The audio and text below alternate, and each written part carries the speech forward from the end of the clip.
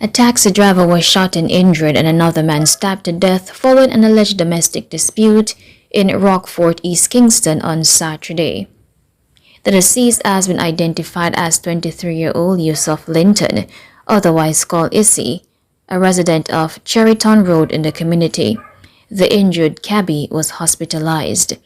Reports indicated that around 11:30 p.m., the cabbie was at home drinking liquor and quarreling about an incident in which it is alleged that a man had informed on him to his girlfriend who was living overseas. The tone of his voice and the consistency of his argument annoyed other persons in the yard to the point that they reportedly collectively attempted to forcefully evict the taxi driver from the premises. The police said these other persons went to the cabbie's room, removed appliances, utensils, and other personal items, and threw them outside. The cabbie, who was next door at the time and heard the noise, went to his room to investigate when he reportedly saw a man with a firearm in his hand standing watch as his belongings were thrown out. The police reported that the taxi driver, realizing he was outnumbered, retrieved a knife from the kitchen sink. The knife was reportedly used to inflict wounds on Linton, who advanced towards him. The cabbie was reportedly shot in the left side of his head.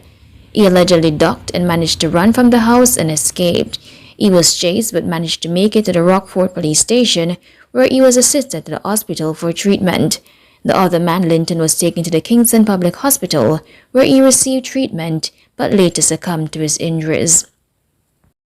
A taxi operator was shot and killed shortly after 7 p.m. on Saturday along Content Main Road in the Rose Hill area of Lawrence Tavern, St. Andrew.